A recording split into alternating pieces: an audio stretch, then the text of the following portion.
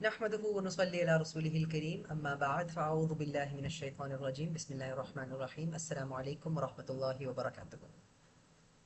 How are you all doing?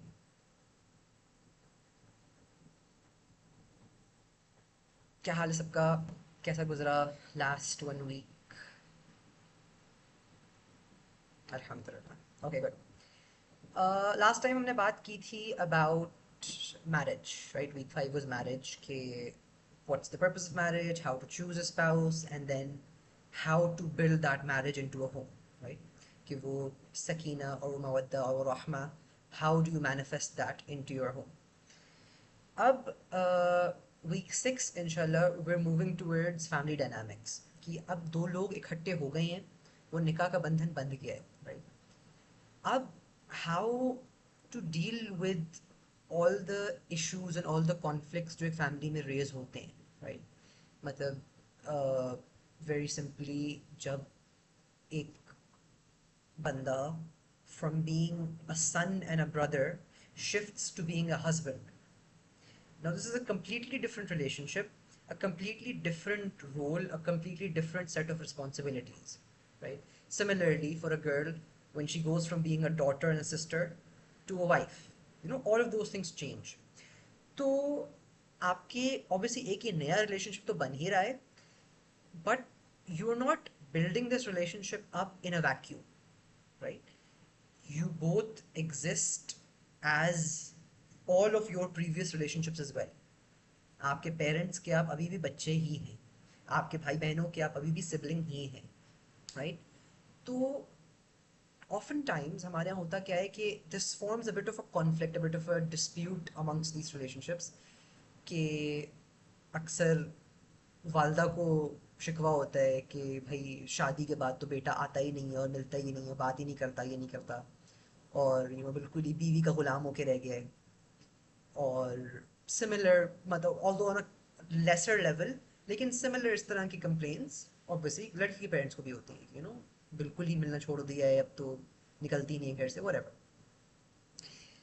And this is something that we need to look at, मतलब, और सिर्फ ये नहीं, इसके अलावा भी कॉन्फ्लिक्ट्स बहुत सारे रेज होते हैं कि भाई अम्मा ने एक बात कर दी, बीवी ने एक बात कर दी, या फैमिली मैके ने एक बात कर दी, हस्बैंड ने एक बात कर दी।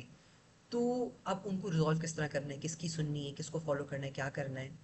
All of these issues they can lead to conflicts, they can lead to like substantial conflicts if not dealt with correctly. तो हाउ डज इट वर्क? क्या, what's the balance? How do you resolve issues like that? सबसे पहले तो Islamically आपकी जो previous relationships थे, we need to realize कि वो ख़त्म नहीं होते। आपके पेरेंट्स के साथ आपका रिलेशनशिप, आपके सिबलिंग्स के साथ आपका रिलेशनशिप, आपकी बाकी फैमिली के साथ आपका relationship, just because you got married, अब वो ख़त्म नहीं हो गया। अब उसकी जो राइट्स और रिस्पॉन्सिबिलिटीज थे आपके ऊपर उस रिश्ते के, वो ख़त्म नहीं हो गए। Those stay in their place, ठीक? दे, मतलब अगर वालदेन के साथ हुस्न सलूक और एहसान का हुक्म था, तो शादी से पहले भी था, शादी के बाद भी है, ठीक? अगर रहमी रिश्तों को जोड़ने का हुक्म था, तो शादी से पहले भी था, शादी के बाद भी, राइट? अगर वालदेन की इताअत, not exactly the right word, but अगर जहाँ तक वो अप्लाई करती है शादी से पहले, उतनी ही अप्लाई करती है शादी के बाद भी, right? The way you are suppose to again look at this is कि आपकी ये different relationships exist in different spheres of responsibility. They are separate roles, separate relationships, और आपकी सेपरेट रियलिटीज है वो, right? आपने एक रिलेशनशिप को एक चीज पूरी करके देनी है, दूसरी रिलेशनशिप को दूसरी चीज पूरी करके देनी है, right? Your wife needs your time, your mother also needs your time, ठीक? Your husband needs your time, your family also needs your time. तो what we need to look understand about this is that they are not conflicting requirements. ये rights और responsibility एक दूसरे से conflict नहीं करते, they are not at the cost of one another, right? कि मैं अपने फैमिली को टाइम दूंगा या दूंगी तो अपने हस्बैंड को नहीं दे पाऊंगी, no. separate things. If you are owed, uh, if you're supposed to give your parents, you know, respect and kindness and treat them well, husn suluk का हुक्म है ना, bir का, नेकी का हुक्म है उनके साथ, तो that exists in its own sphere. अपनी बीवी का ख्याल रखना, उसकी रिस्पेक्ट, उसकी डिग्निटी मेंटेन करना, उसको टाइम देना, that exists in its own sphere, right? जब तक आप इन दोनों को एक बैलेंस में रख के पूरा नहीं करेंगे, तब तक it's gonna keep harming either relationship, most likely both relationships. हमारे यहाँ इन इंडो पाक and Pakistan south Asian families में द इशू इज कि the family structure is very strong, excessively strong. ठीक, हर किसी को हर बात में इन्वॉल्वमेंट चाहिए होती है. आपके एक्सटेंडेड फैमिली को इस बात में चाहिए होगा कि नहीं, इनके बीच में ये क्यों हो रहा है और फला क्यों हो रहा है और इसमें लड़की हो रही है. I am not, don't get me wrong, I am not saying कि हमारा फैमिली स्ट्रक्चर को तोड़ने की ज़रूरत है, right? The exact opposite, the other extreme is just as harmful. जो वेस्ट में आपको अब नज़र आ रहा है कि एक हाइपर इंडिविजुअलिज्म है, लोग एक दूसरे का अता पता कुछ नहीं होता, बस 18 साल की उम्र पे जब बच्चे घर से निकले तो there is not even an expectation कि they will keep in touch with their parents. कभी साल में एक दफ़ा थैंक्स गिविंग पे वापस आ जाएंगे, क्रिसमस डिनर साथ हो जाएगा, उसके अलावा कुछ नहीं. That's not what I am promoting, ठीक है? That's not what Islam asks either.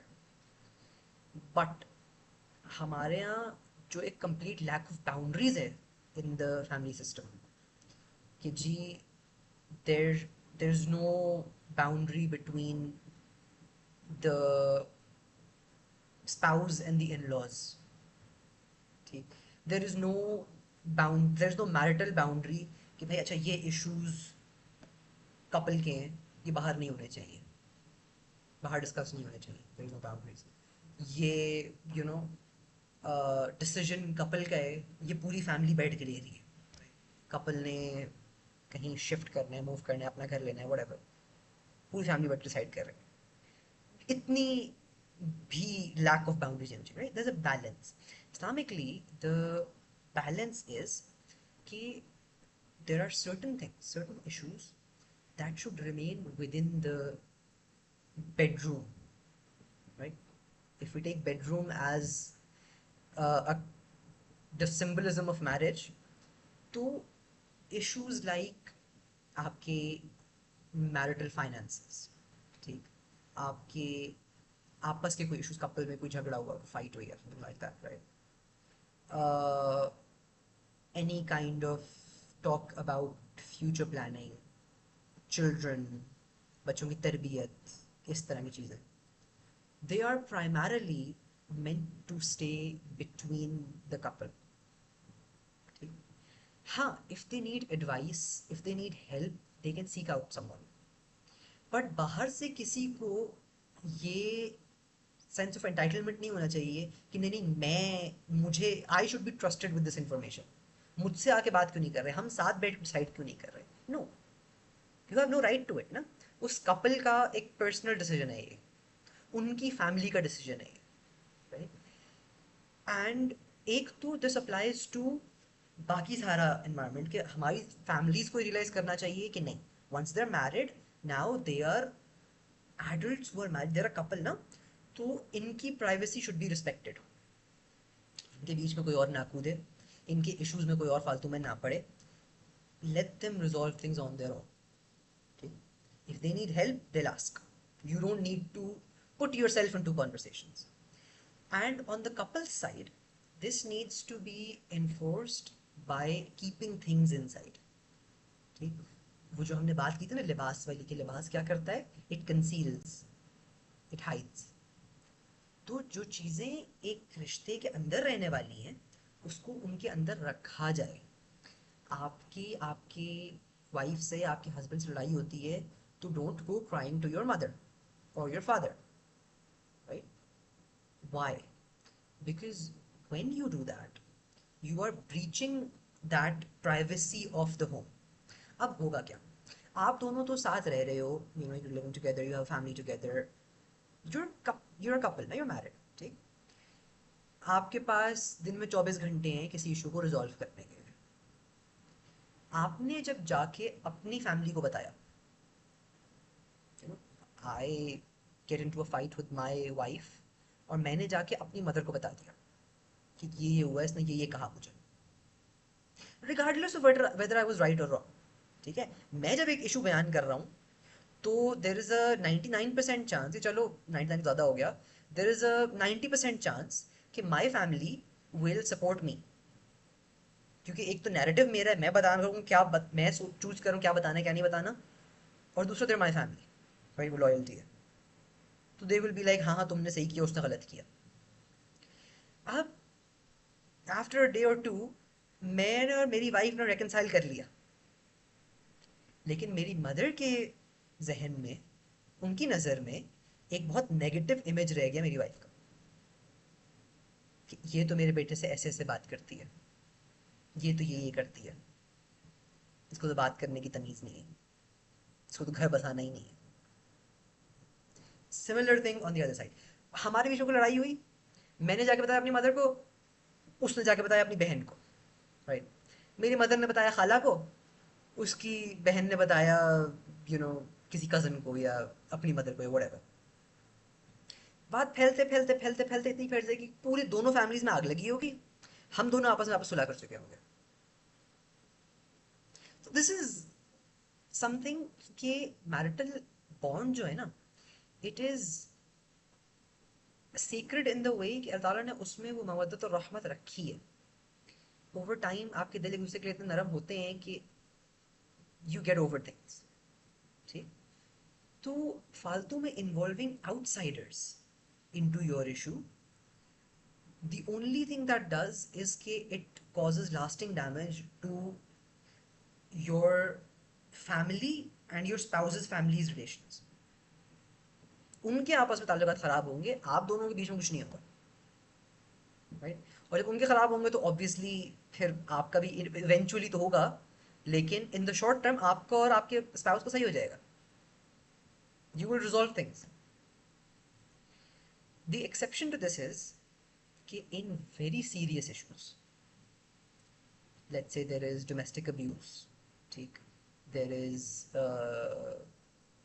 there is उसको क्या कहते हैं, disloyalty, the someone's cheating, इस तरह कोई मेजर इशू है that is gonna end the marriage, उसमें आप फैमिलीज को इन्वॉल्व करें, उसमें फैमिलीज को इन्वॉल्व करना ज़रूरी है, ठीक है? Because this is the kind of an issue जो अकेले रिजॉल्व करना इज़ वेरी डिफिकल्ट, और चांसेस आर के मामला ख़राब हो जाए, specially with things like domestic violence, क्योंकि फिर दैट इज़ डेंजरस ना फॉर द विक्टिम।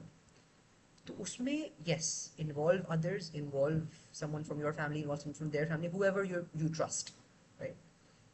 लेकिन short of that, short of issues जिनमें देर इज़ नो कैपेसिटी कि यार शायद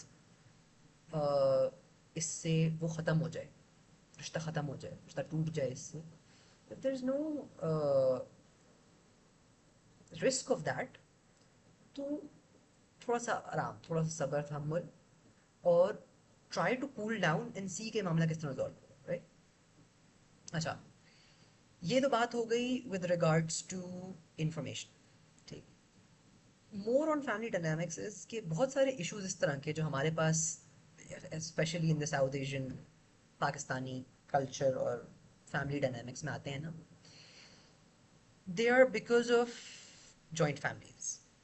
Now hear me out, I am not saying कि joint families are completely wrong और कभी चल सकती नहीं, there is a way to live happily and healthily within the joint family system. वो क्या है?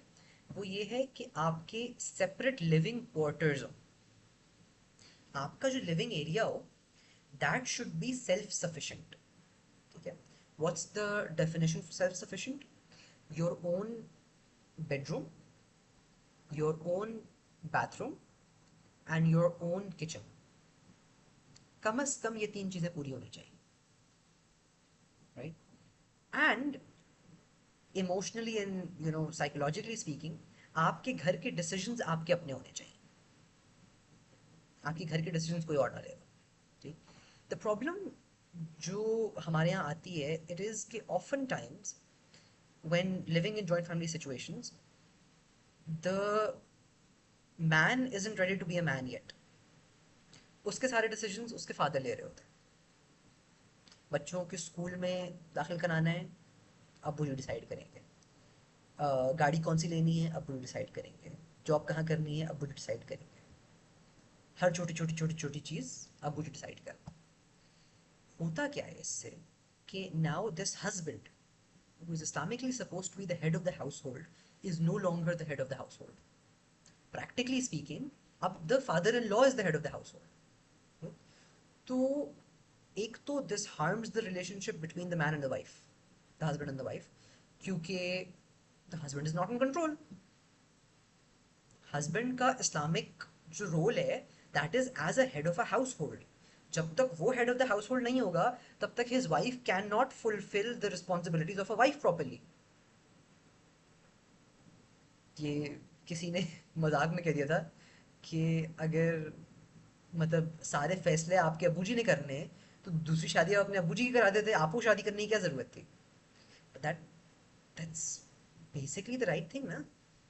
If you are not ready to make decisions, if you are not capable of making decisions, you should not be getting married. ठीक है।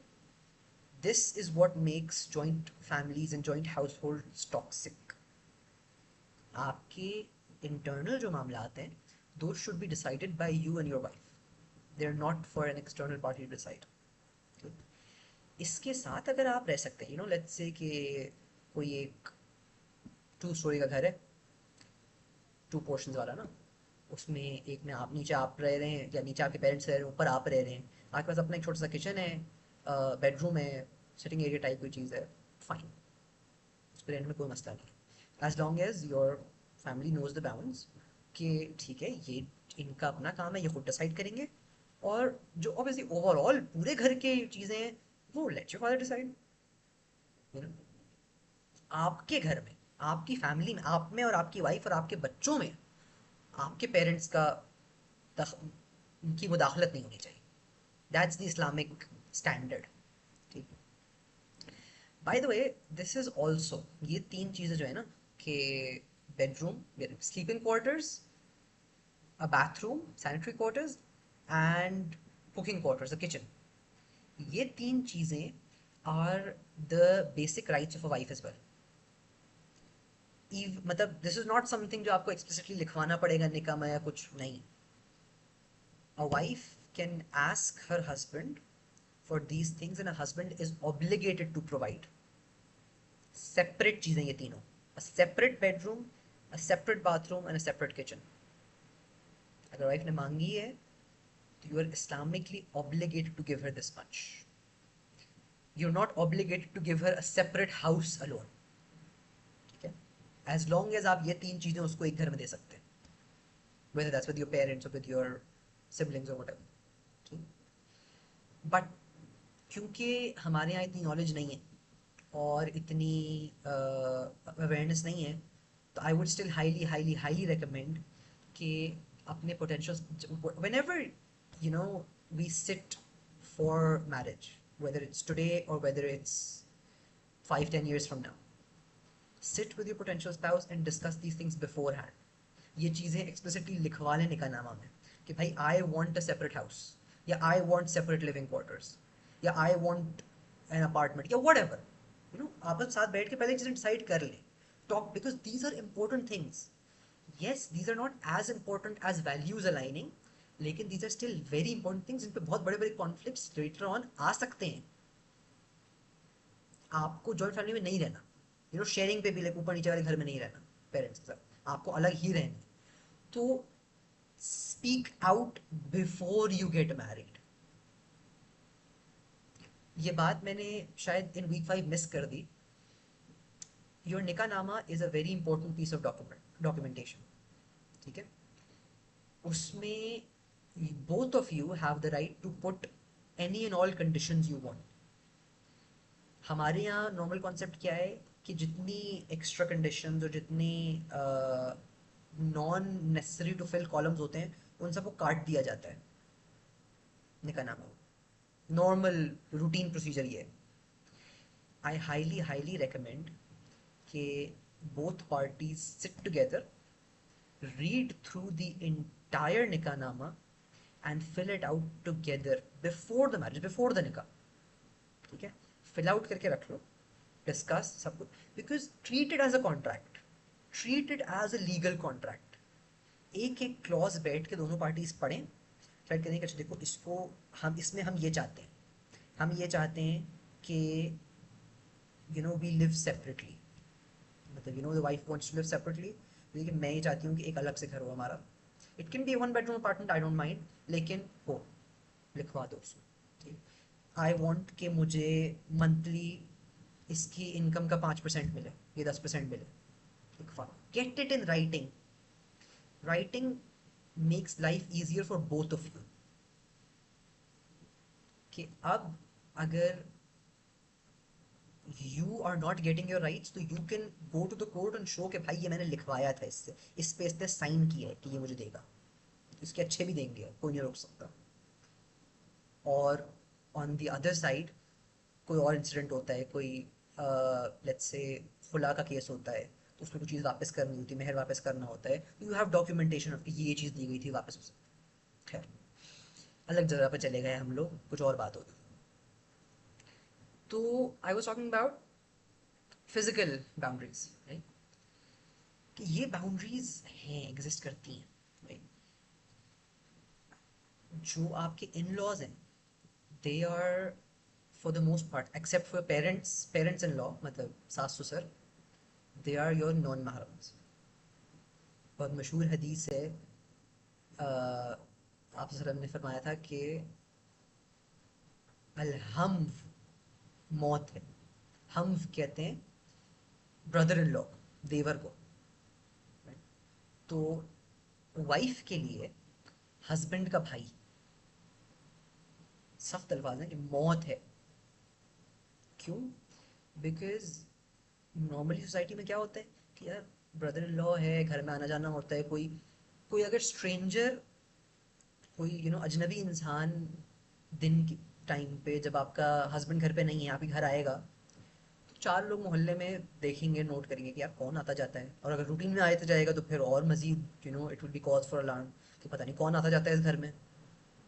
लेकिन अगर brother in law औरत, कौन देखेगा, कौन माइंड करेगा, ठीक है इसका तो भाई है, किसी काम से आया होगा, कुछ लेने आया होगा, कुछ देने आया होगा, नो वन माइंड्स। तो उसके साथ बहुत कुछ हो सकता है छुपे छुपे, right, and I don't want to spell it out further, लेकिन that's the kind of issues. तो इसलिए बहुत साफ अल्फाज में कह दिया कि भाई ब्रदर एंड देवर तो मौत है, बच के रहो। उस इस रिलेशनशिप में कतन भी आपने फ्री नहीं होना, कैजुअल नहीं होना, भाई नॉन महरम है, नॉन महरम नहीं। विल डिस्कस नॉन महरम relationships in the next session as well, लेकिन for the purpose of this specifically इस रिलेशन पर ना, if you are living in a joint family, आपकी इंटायर फैमिली शुड नो कि ये एरिया, ये रूम्स, ये क्वार्टर्स, ये इसकी फैमिली के, ये महत की फैमिली के, इनमें नहीं जाना without knocking, without asking for permission, without seeing के टाइम अप्रोप्रिएट है या नहीं। हमारे यहाँ मैंने कई सारे खानदान ऐसे देखे हैं जिनमें मतलब इन लॉज ने ऐसा भी रखा हुआ है कि नहीं जी दरवाज़ा बंद नहीं होगा मियाँ बीवी के कमरे का, एक्सेप्ट फॉर एट नाइट। अरे भाई, इट्स देयर प्राइवेट स्पेस, आपको कोई राइट नहीं है to go into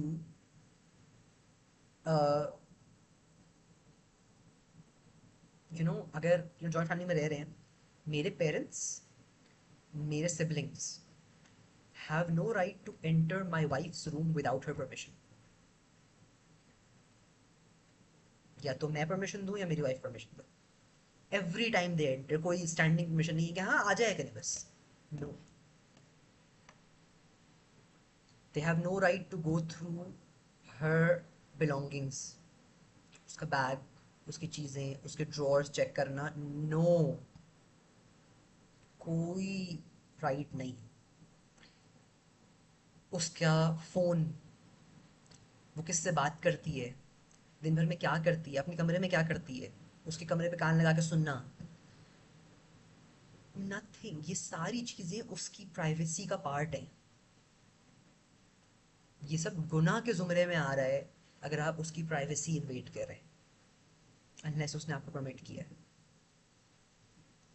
this is why ये सारी, और क्योंकि हमारी हमारे कल्चर को, हमारी देसी ट्रेडिशनल फैमिलीज़ को ये बातें समझाना इतना मुश्किल है, इसलिए lot of modern scholars are recommending कि don't go towards joint families, क्योंकि ये इश्यूज हैं, ये इश्यूज एग्जिस्ट करते हैं, और इन इश्यूज की वजह से हस्बैंड वाइफ में आपस में झगड़ा होता है, वाइफ इन लॉज में भी आपस में झगड़ा होता है, तो this a whole host of problems जो इसकी वजह से क्रिएट होते हैं, right.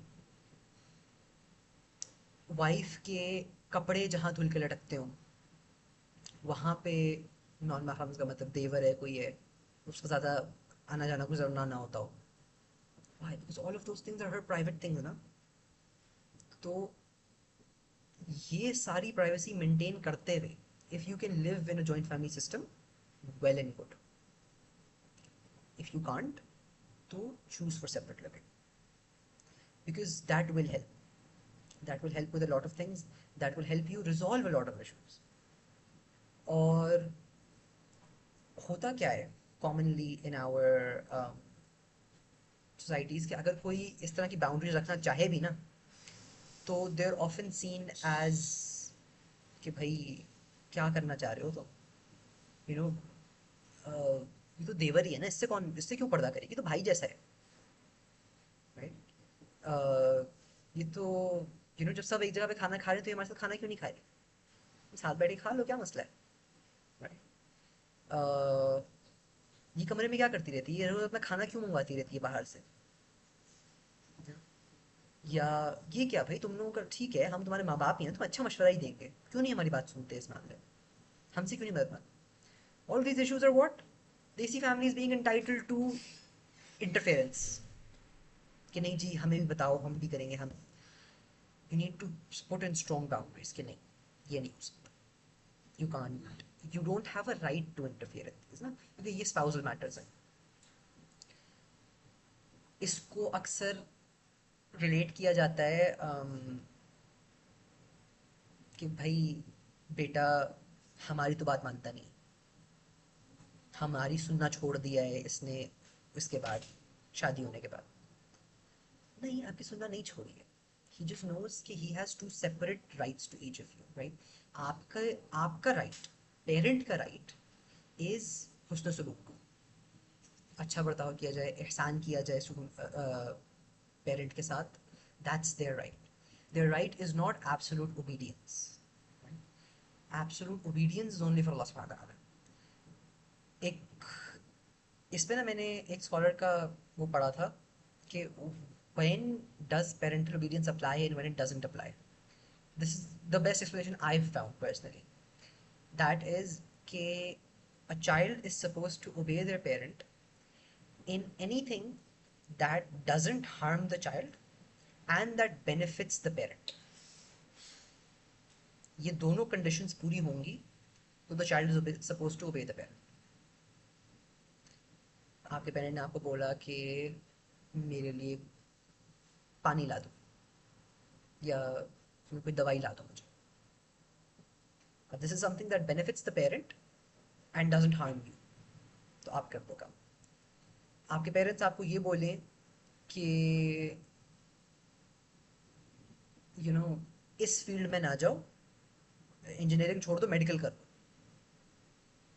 This doesn't benefit your parents and this harms you, क्योंकि आपकी अपने एक इंटरेस्ट, आपका अपनी एक करियर फील्ड है, आपने कुछ प्लान किया हुआ है, उससे आपको हटा रहा है, एंड प्लस इससे आपके पेरेंट्स को फायदा नहीं, राइट। आपका फायदा है, नुकसान हो सकता है, आपके पेरेंट्स को फायदा है, तो इसमें you not suppose to obey them, you are still obligated to listen to them, respect them, respond to them kindly, right, इज्जत के साथ, तमीज़ के साथ, बदतमीज़ी का हक नहीं है आपको, but you can gently put them कि नहीं, देखें इस बात में मैं आपकी बात नहीं मान सकता, इस वजह से, ठीक है, शायद आपको समझ आए शायद ना आए, लेकिन मैं इसमें आपकी इताअत नहीं कर सकता, ठीक। You have to apply these boundaries to your marital life specially, कि ये प्राइवेसी मेरी वाइफ की है, इसको आप ब्रीच नहीं कर सकते। आज ठीक है आप मेरे कमरे में आ गई थी बगैर किसी से पूछे, लेकिन आज के बाद प्लीज़ नॉक किए बगैर मेरे कमरे में मत आइएगा। मेरी वाइफ आराम कर रही हो या कोई काम कर रही हो या चेंज कर रही हो, व्हाटएवर, नॉक फर्स्ट, ठीक है।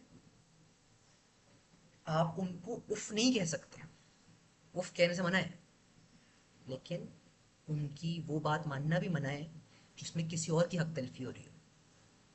ये राइट टू प्राइवेसी आपकी वाइफ का है, राइट टू सेपरेट क्वार्टर्स आपकी वाइफ का है, इसको आप वो नहीं कर सकते।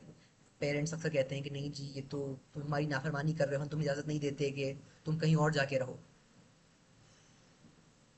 नहीं जाता। इफ अगर इस घर में there are not adequate separate living quarters, एक अलग से किचन, एक अलग से कमरा, एक अलग से लिविंग स्पेस नहीं हो सकती, तो आई कांट स्टे हियर। मेरी वाइफ का राइट है, उसने मांग लिया मुझसे कि उसको अलग रहना है, उसको अलग रहना है। I can't give you your rights at the cost of someone else's right, right? So you support your wife where she is in the right, you support your parents where they're in the right. दोनों को आप time दें, दोनों को आप respect करें, but you make sure कि किसी भी एक के राइट दूसरे पे ना वो कर रहे हो। आपके पेरेंट्स आपसे कोई जायज़ चीज़ मांगे और आपकी वाइफ मना कर दे कि नहीं करो, आपके पेरेंट्स आपसे कहें कि किसी दिन हमारे घर दावत पे आ जाओ, आपकी उस दिन और कोई कमिटमेंट नहीं है, आपकी वाइफ की भी कोई और कमिटमेंट नहीं है, और आपकी वाइफ बोले कि नहीं नहीं जाओ, तो अब ये बात आप नहीं मान सकते, राइट, क्योंकि there is no major commitment, there is no major reason not to go, parents बुला रहे चले जाओ, इतना कोई मेजर इशू नहीं है। You owe your wife time, you owe your parents time, you owe your wife respect, you owe your parents respect, you owe your wife her rights and responsibilities, you owe your parents their rights and responsibilities। ये जब तक हम pre marital life गुजार रहे होते हैं उसमें इतना पता नहीं चलता, बिकॉज फैमिली डायनामिक्स और फैमिली कॉन्फ्लिक्ट्स इतने सीरियस नहीं होते। क्या होता है मतलब सिबलिंग्स के बीच में कुछ लड़ाई हो गई, पेरेंट्स से ज़रा सी यू नो बदमजगी हो गई, किसी बात पर डिसएग्रीमेंट हो गया, but these really take root once you get married and you start your own family, because then parents को ये फील होना शुरू होता है कि नहीं यार ये बच्चा जिसको हमने अपने हाथों में पाला है ये अब किसी और का हो, और दे डोंट मीन इल, उनकी इल इंटेंट नहीं होती, बट ऑफन टाइम्स वो क्योंकि लेफ्ट आउट फील कर रहे होते हैं, तो they try to ask you for things, और जो फिर आपको मना करनी पड़ जाती हैं अक्सर, और फिर उनको बुरा फील होता है कि नहीं यार ये अब बेटा हमसे दूर हो रहा है, ये शादी होने के बाद तो हमारी सुनता ही नहीं है, हमारे पास आता ही नहीं है, तो उनका भी दिल रखना है, लेकिन you have to manage all your rights and responsibilities properly, you have to respect them, but you're supposed to hold strong on your boundaries, अपने आप को सरेंडर नहीं करना, राइट, जो चीज़ है वो है, बट हाँ तमीज़ के साथ, इज्जत के साथ, राइट, अपनी इंडिपेंडेंस को आपने मेंटेन करना है। Once you're independent adult, once you married, you have to maintain that independence to make decisions, to make certain choices, क्योंकि if you can't make decisions and you can't make independent choices तो फिर you're not ready for marriage, that marriage is not going to last long, ठीक, and you need to keep boundaries without being cruel and arrogant, ठीक है, boundaries रखी हैं, boundaries maintain करनी है, but एक लिमिट के अंदर, don't make the other person feel like कि आप उनसे आउट ऑफ एनिमोसिटी या आउट ऑफ हॉस्टिलिटी बाउंड्री रख रहे हैं, जो हमने इनिशियली बात की थी ना मेंटल हेल्थ वाले सेशन में, कि बाउंड्रीज रखनी ज़रूरी होती है विद ऑल रिलेशनशिप्स, बट वो बाउंड्रीज रखी जाए with the right intentions and with the right in the right वे। क्योंकि आप गलत तरीके से बाउंड्री रखते हैं ना, तो अगले बंदे को ये फील होता है कि यार इस बंदे का मुझसे कोई इशू है, मुझसे कोई लड़ाई है, मुझसे कोई झगड़ा है। When you put in a boundary the right way, the healthy way, the adult way, तो फिर अगले बंदे को समझ आता है कि अच्छा ठीक है, दिस इज नॉट समथिंग, इसको मुझसे कोई पर्सनल इशू नहीं है, this is just this person protecting their own peace and sanity and boundaries.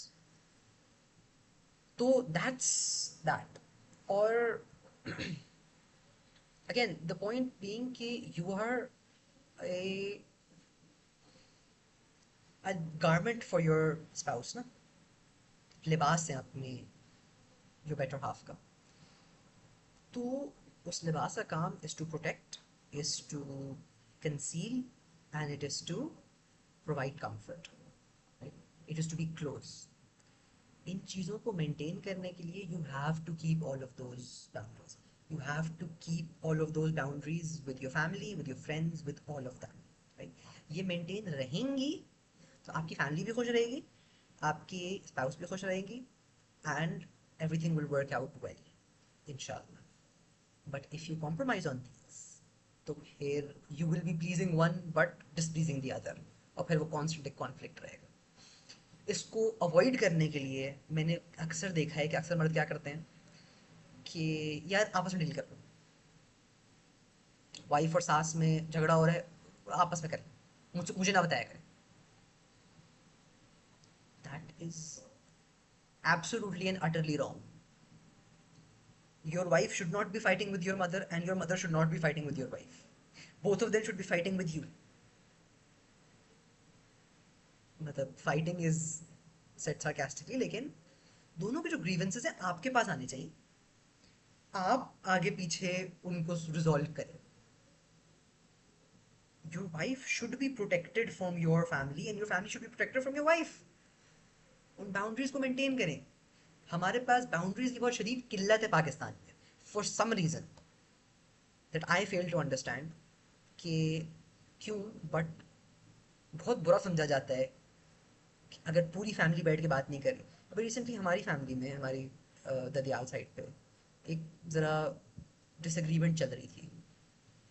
Disagreement तो नहीं, खैर अच्छा सा कॉन्फ्लिक्ट चल रहा था, बट खैर मेरे घर वालों में से किसी ने देख लिया तो मुझे मार पड़ेगी ये बात बताने पे।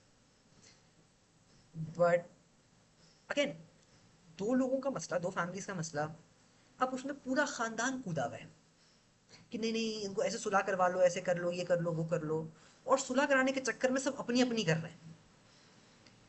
वो किसी ने किसी को कुछ कह, एक बंदा सुलह कराने के लिए कुछ कोशिश कर रहा था, तो उसको one of the conflicting parties ने कह दिया कि नहीं नहीं आप गलत हैं इस बात पे, आप क्यों बीच में पड़ रहे हैं, आपको नहीं पता।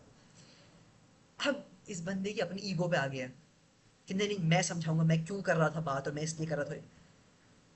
Again, आपका मसला ही नहीं था। फर्स्ट ऑफ आपका मसला ही नहीं था।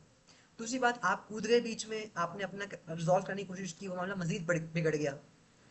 अब आपका क्या वो है कि नहीं जी मैं अपनी चीज़ तो क्लियर करूं कि मेरा क्या नीयत थी और मेरा क्या इंसेंटिव था। These are the kinds of issues that come up when you don't maintain boundaries. You maintain boundaries, वो इशू किसी को पता ही नहीं चलेगा, वो आप दोनों का आपस का मसला रिजॉल्व कर लोगे। तो दैट्स दैट। कुछ मजीद बाउंड्रीज दैट डिस्कस होंगी अबाउट महरम नॉन महरम, वो इंशाल्लाह I don't want touch today, वो इंशाल्लाह नेक्स्ट सेशन में इन डिटेल डिस्कस करेंगे।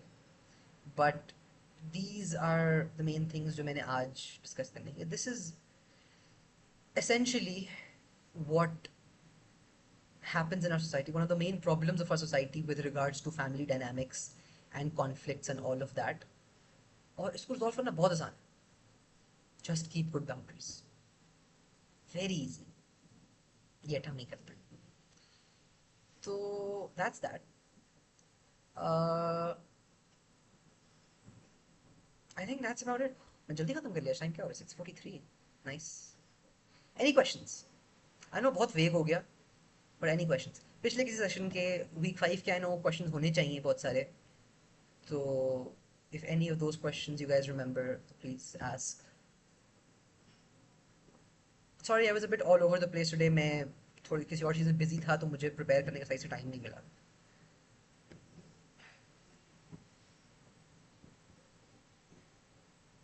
Anything? No questions? Anyone want to share thought? Yes, please, Meera. I have a problem.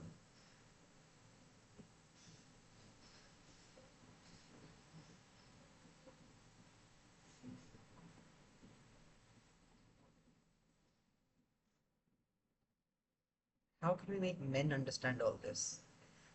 यार कोशिश तो मेरी है कि लड़के भी सेशन में आ जाया करें, बट अनफॉर्चुनेटली दो तीन के अलावा आते नहीं है. It's a very good question. ठीक है, कि चलो हम 6 8 10 लोग जितने सेशन में होते हैं, इस सीरीज में होते हैं, हम तो ये बात सुन लेते हैं. इन जनरल सोसाइटी कैसे चेंज होगी, सोसाइटी को कैसे बताएंगे ये सारी चीज़ें. First of, any kind of change start somewhere. ठीक है, अपने आप से, अपने घर से चीज़ें चेंज करनी ज़रूरी हैं. आपके आसपास बहन भाई होंगे, इन द फ्यूचर आपके अपने बच्चे होंगे, तो we need to know these things first ourselves, ताकि हम उनको सिखा सकें, उनको ट्रेन कर सकें. Right. Secondly, when we choose a spouse, Pakistan में ना इस चीज़ का कॉन्सेप्ट बहुत कम है, लेकिन I wanna make this more wide spread as well, कि जो मैरिज काउंसलिंग का, खास तौर पे इस्लामिक मैरिज काउंसलिंग का कॉन्सेप्ट है ना, कि before you get married you two should sit through a marriage class together, ताकि आप दोनों एक दूसरे के राइट्स, पहले तो लीगल इस्लामिक राइट्स हैं क्या वो अंडरस्टैंड कर सकें, और दूसरा, आप दोनों को एक दूसरे का अंदाजा हो जाएगा, अच्छा देखो इन ग्राउंड्स पे रह के हमने बात करनी. राइट. तो in short, when you choosing someone to marry, choose the right person. ये सारी चीज़ें are suppose to be discussed before marriage. जितनी बातें हमने वीक 5 में की, जितनी बातें हम अब कर रहे हैं, talk about these things in one way or another before marriage, in the जो रिश्ता फेज होता है ना, रिश्ता मेकिंग फेज जो होता है, उसमें ये सारी बातें करने वाली होती हैं, ताकि आपको ये अंदाज़ा हो जाए कि अगला बंदा ये चीज़ें हैंडल कर भी सकता है या नहीं. आप ये सोचती हो, अगला बंदा सोचता है या नहीं सोचता. आप इस तरह का ये माइंडसेट रखती हो, अगला बंदा रखता है नहीं रखता. राइट. ताकि एक तो आपकी ज़िंदगी सुकून से गुजरे, आपको ये जितने राइट्स इस्लाम ने दिए हो आपको मिले, और दूसरा ताकि आपकी अगली जनरेशन जो हो, आपके बच्चे जो हों, उनकी तरबियत में कॉन्फ्लिक्ट ना आ रहा हो, कि आप एक चीज़ सिखाना चाह रही हो और आपका हस्बैंड एक चीज़ सिखाना चाह रहा हो, या हस्बैंड एक चीज़ सिखाना चाह रहा हो, वाइफ एक चीज़ सिखाना चाह रही हो. राइट. तो अगेन, मैं घूम घुमा के वापस सेशन 5, वीक 5 पे आ रहा हूँ, कि who you choose to marry is a very important, it's one of the most important decisions, if not the most important decision of your life, क्योंकि it affects everything else. In our society it is said कि अभी से घर तोड़ने की तैयारी कर रही है, बाद में क्या कटे काटेगी. uh, yes, है unfortunately ये issues हैं हमारी सोसाइटी में, बट द थिंग इज कि इस्लाम ने कुछ राइट्स दिए हैं ना. इस्लाम ने अगर तलाक की बात की है, तो कुछ राइट्स और कुछ चीज़ें उसके साथ दी हैं. यू नीड टू डिस्कस दो when ever you enter a contract. जब आप कोई बिजनेस कॉन्ट्रैक्ट करते हैं, तो आप उसमें, in every business contract there is a clause of jurisdiction, कि फोन तो आ रहा है मुझे. और किसी भी बिजनेस कॉन्ट्रैक्ट में आप एक जुरिस्डिक्शन क्लॉज डालते हैं कि अगर इस कॉन्ट्रैक्ट में कोई इशू हुआ, कोई डिस्प्यूट हुआ, तो इस कोर्ट में हम उसको रिजॉल्व करेंगे. तो क्या हम ये कहते हैं कि ये तो कॉन्ट्रैक्ट करने से पहले ही इसको तोड़ने का सोच रहे हैं, या इसमें कुछ मस्ती निकालने का सोच रहे हैं? नहीं ना. तो we need to realize as a society, we need to realize, शायद हमारे पेरेंट्स वाली जनरेशन इस बात को ना समझ पाए, लेकिन मूविंग फॉरवर्ड हमें ये समझने की ज़रूरत है, और हमें इस बात को आम करने की ज़रूरत है, कि नहीं, just because you're getting everything right, all the details right, does not mean, just because आप तलाक की और मेहर की और वो सारे क्लॉजेज निकाह में डाल रहे हैं, इसका ये मतलब नहीं है कि आप तलाक सोच का तो सोच रहे हैं, या तलाक लेने का सोच रहे हैं. It's just to make sure कि आपके पास वो सारे राइट्स हों जो अल्लाह ने आपको दिए हैं. राइट. ये बात हमारे खाना, हमारे सोसाइटी को कैसे समझाई जाएगी, वेरी हार्ड. सच्ची बात, I understand where you coming from, बहुत मुश्किल है. ठीक है, बट कोशिश यही है कि एटलीस्ट जो हमारी हमसे ऊपर वाली जनरेशन को नहीं समझ आया, वो एटलीस्ट हम समझ लें, ताकि हमसे अगली जनरेशन ये मसले फेस ना करें। हम इस साइकिल ऑफ ट्रॉमा को यहाँ ख़त्म करें। हम ये भी कोशिश करें कि हम अपनी पेरेंट्स को समझा पाएँ कि देखो ये इस तरह, देखिए इस तरह से है। लेकिन इफ़ गॉड फॉरबिड वो नहीं समझते, तो कम अज़ कम हम अपनी अपने आप को सही कर लें, ताकि हमारी अगली जनरेशन, हमारे बच्चों को ये मसले ना हो। How to tell a Khandan member about your religious and personal affairs when all they do is pity you when calamity hits you instead of comforting and really help you through it. How to make a family understand marriage is not a furth. How to maintain sensitivity in a relationship any type for long term. Just several questions. First off, religious and personal affairs family को किस तरह बताएं? Uh, देखो, families unfortunately in the situation we live in the culture we live in, emotional support या इस तरह के concepts तो एग्जिस्ट ही नहीं करते ना हमारी सोसाइटी में, हमारे कल्चर में। किसी को कोई बात बताना, कोई मुश्किल बताना अपनी, तो sort of दीवार में सर मारने के बराबर है। You need to choose very wisely कि किसको बता। मैं personally for quite a while, for since grade 5 I think, on and off, I've seen a psychologist. क्यों? Just for the sake of having an adult who I can go to with issues like this. I'm not recommending going to psychologists, although it's not a bad thing. If you find a good psychologist, they're very helpful. But that's the case because even though my mother was amazing, the man I am today is 99% a product of all her efforts. Lekin, she wasn't the best at understanding emotions or what I was experiencing या what I needed emotionally. तो वो जो एक कमी थी वो फिर मैंने मास्क पूरी की. It wasn't the best, it wasn't ideal. कई चीज़ों पे मुझे आज भी रियलाइज़ होता है कि नहीं यार, जो एक मदर का रोल होता है वो psychologist just can not fulfil, right, at any age, even at this age. But कभी कभार आपको करना पड़ता है. That's the next best thing. तो बट ऐसा भी हुआ है कि कुछ चीज़ें जो मैं मदर से शेयर नहीं कर सका, मैंने खाला से शेयर कर ली, मैंने फूफो से शेयर कर ली, और they were better at giving advice in those issues. तो you have to pick and choose कि कौन आपको सपोर्ट कर सकता है और कौन नहीं कर सकता, कौन आपकी बात समझ सकता है और कौन नहीं समझ सकता. And it comes with experience. कई दफ़े ऐसा हुआ है, मैंने अम्मा से एक बात कर ली या एक पर्टिकुलर खाला से एक बात कर ली, और वो उल्टी आके मेरे मुंह पे पड़ गई कि उस बात से इतने इश्यूज रेज हो गए. मैंने कहा यार आज के बाद दोबारा आपसे बात नहीं करूँगा. That happens. But how to tell, just क्या कहते हैं उसको, ट्रायल एंड एरर. ट्राई करेंगे, कभी काम कर जाएगा, कभी नहीं करेगा. So you find other alternatives as well. You turn to Sola, you turn to Qiyamul Layl, you turn to friends, you turn to psychologists in some cases. That's fine. Uh, how to make our family understand marriage is not a fard. Acha, let me ask you this. Why do you want to make your family realize this? क्यों? किस context में बात होगी?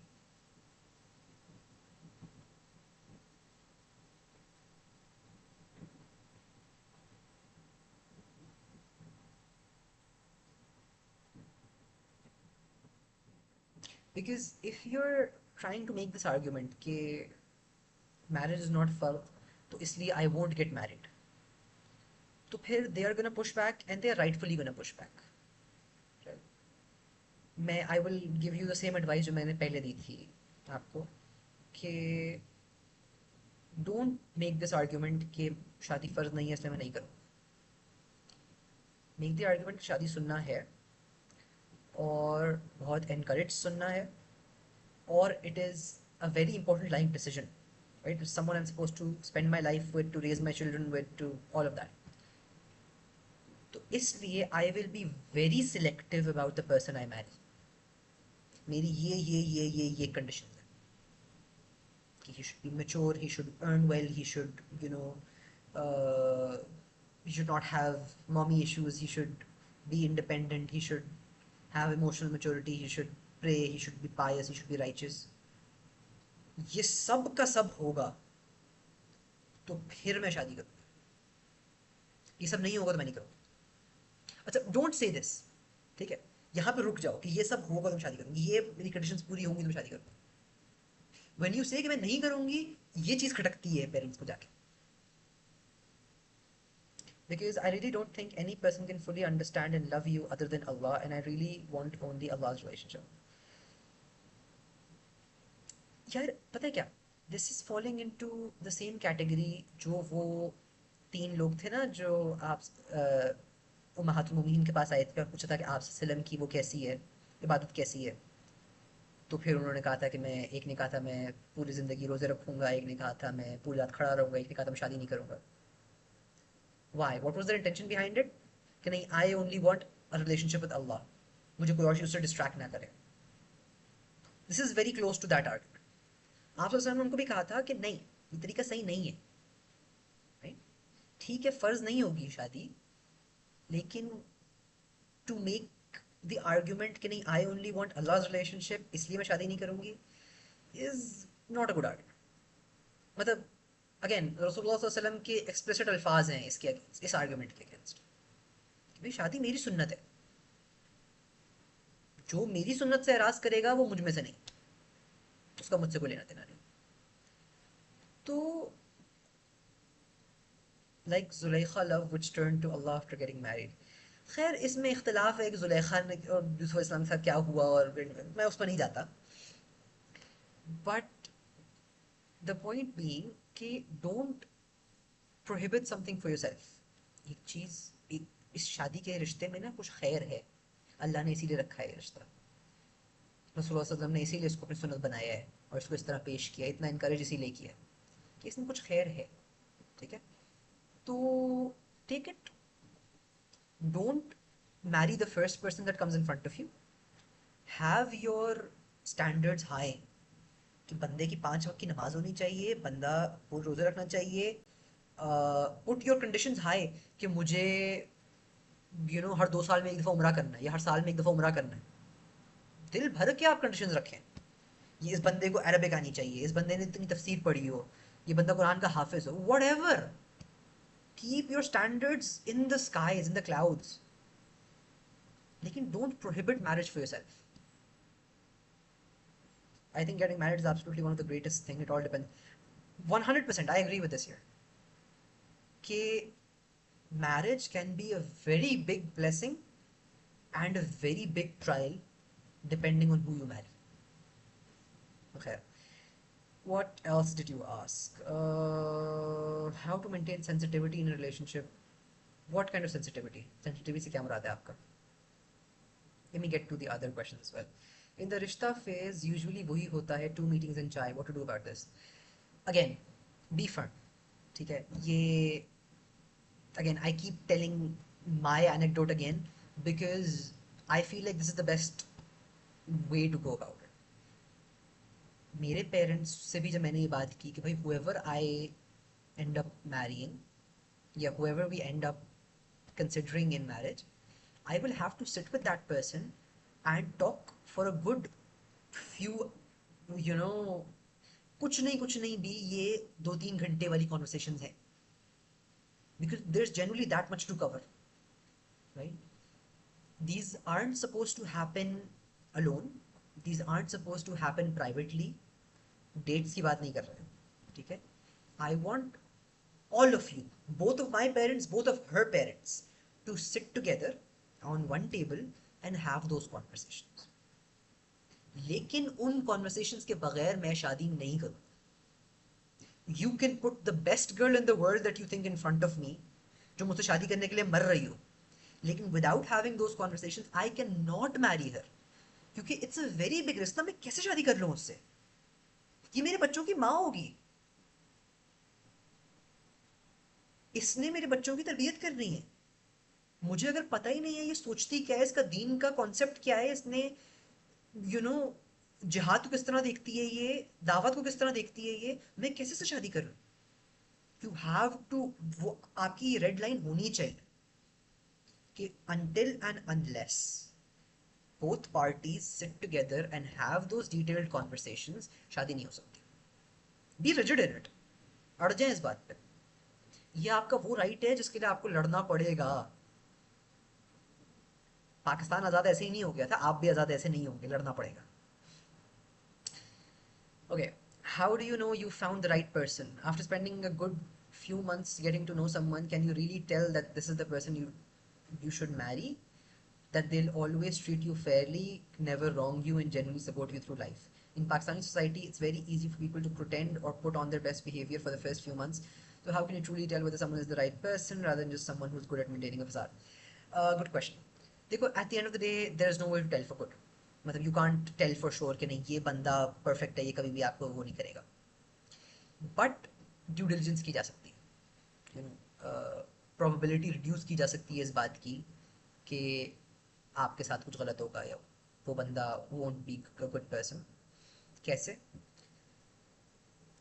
मैंने ये बात इन week 5 session 1 भी की थी कि your due diligence is very important in marriage and in several stages. ठीक है, आपका उस बंदे से बात करना, आपकी फैमिलीज का साथ बैठ के एक एक कंबाइंड फैमिली डिस्कशन होना, वो तो those are very important. And you should never rely on what they say at face value. Get in touch with their खानदान, with any mutual friends that you have, with their co-workers, with their um, वो जिस मस्जिद में जाते हैं, जिस community के साथ मॉड में, get in touch with them. And this is one of those things जो will link back a bit further as well, कि मैंने बात की थी ना कि you need to be, again, मुसलमान जब तक कम्युनली स्ट्रांग नहीं होंगे ना, कम्युनल लाइफ उनकी स्ट्रांग नहीं होगी, तब तक you won't be able to vet people properly. किसी को वेट करने के लिए you need to know the people around them.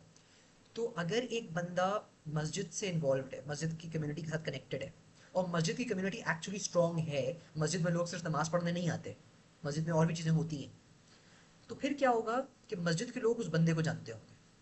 आप उस मस्जिद में जाके उस बंदे के बारे में पूछ सकते हैं.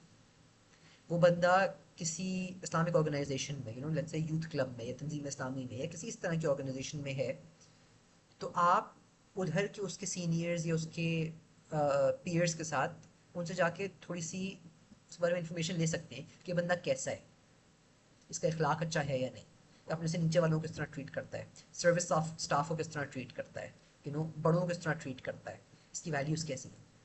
Don't just rely on how they interact with you in those short meetings. Rely on the community at large. उनके दोस्तों से, उनके रिलेटिव से पूछें कि बंदा कैसा है. कोई ना कोई तो होगा जो आपको, लेट्स अगर एज्यूमिंग कि ये बंदा is not a good person, तो कोई ना कोई तो होगा जो शर्म खा के आपको हकीकत बता देगा कि नहीं ये बंदा सही नहीं है, शादी ना करो. कोई ना कोई तो होगा, राइट? तो that's that. What else? Sensitivity, like keeping up physical and emotional boundaries for long term, means that also don't move us away from each other. Acha, physical and emotional boundaries. This depends on who it's with and a lot of other things as well. Mostly, अगर हम we look at this, I'm महरम non महरम relation तो I am completely putting aside, मैं discuss ही नहीं कर रहा था अभी.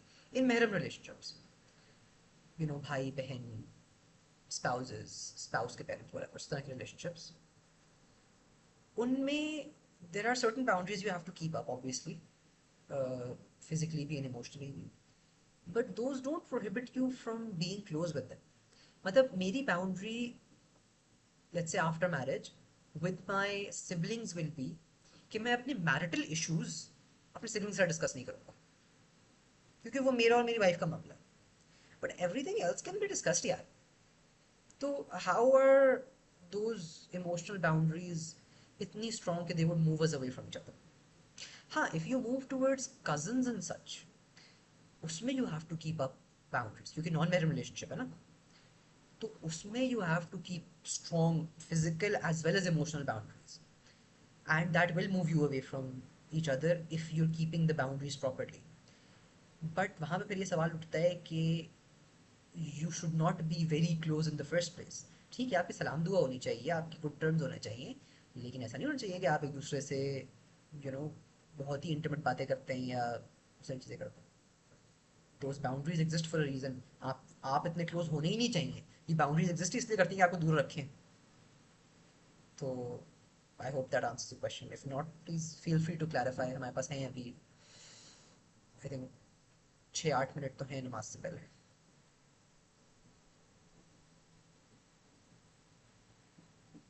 गुड. Any other questions? किसी का क्वेश्चन मैंने सही से आंसर ना किया हो तो यू कैन आस्क अगेन और क्लैरिफाई.